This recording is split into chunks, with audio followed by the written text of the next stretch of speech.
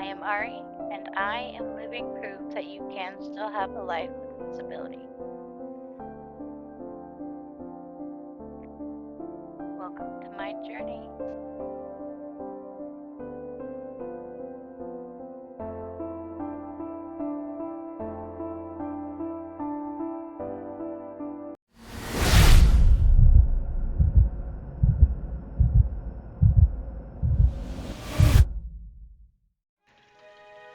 Alright, so today we are making pemmican. I started with 2 pounds of flank steak already pre-cut. I marinated them overnight in a teriyaki marinade. Then I stuck them on the dehydrator to dehydrate. The teriyaki seasoning was just to add some flavor and a few extra calories to this dish. And the meat was gonna go bad here pretty soon if I kept it in the freezer, so what better way to put it to use so it does not go bad. So I went ahead and let it dehydrate. Once it got nice and dry, I broke it up. I stuck it through the magic bullet and created what resembles those little cans of jerky you used to get that looks like they were in, like chewing tobacco tins. So it looked and tasted a lot like that, which is actually pretty good in itself. I kind of could have left it that way, but I'm blend it up, and then we get this thing. It's nice and dry still, so it blended up really, really nicely. Then I mixed in some powdered honey, since honey is like a superfood, like the one thing on the planet that humans can eat and survive on.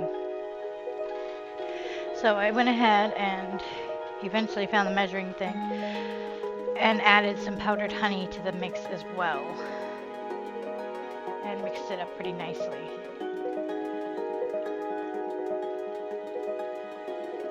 I found a chunk, so I wanted to give it a taste.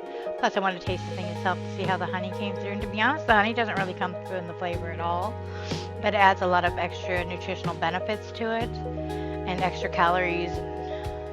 That is great. Then you just take some lard and you pour it over it. You can use tallow as well. I happen to have lard handy, so that's what I went with. And you mix it till it's just pretty much covering everything. So it's a nice little mixture of lard and everything. And I lined a baking sheet with some parchment paper.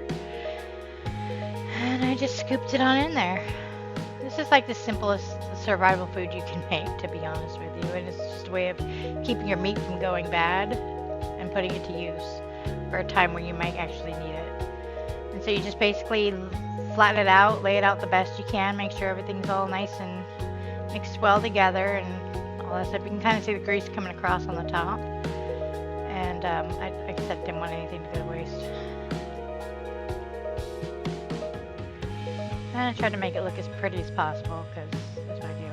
So I let it cool overnight, and that's what you get. And I was trying to cut it to fit into my little vacuum seal bags. And to be honest, I probably should have come a little bit smaller. And trying to get them into these bags was not easy. They come apart really well. They're not like one giant big brick of meat. They're pretty soft still, as you can see here. And so trying to get them in there, they kept getting stuck on the little zipper thing for the in the Mylar bag. So I had to. It was a lot of cleaning just to get these in the bags. And then I wiped them all down with some distilled vinegar on a paper towel to get all the oil and everything off so that they would seal properly. And that was challenging. So that's pretty much what I'm doing here.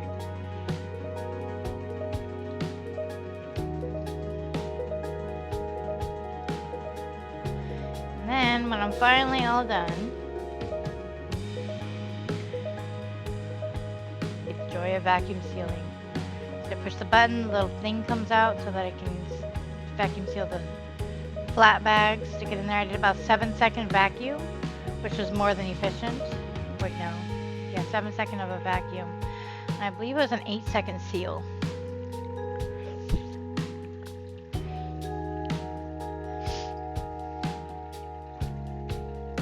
There was somebody who was talking about how she really wanted a magic sealer, but these things cannot seal the bags that aren't smooth, and you actually can.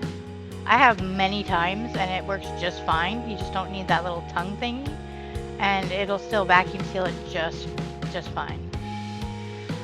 So you can use smooth bag compatible, or you can use the other regular ones. I've never had issues with that. And here we go. We have 8 little packages of Pemmican for any emergency situation. And thanks for watching, guys.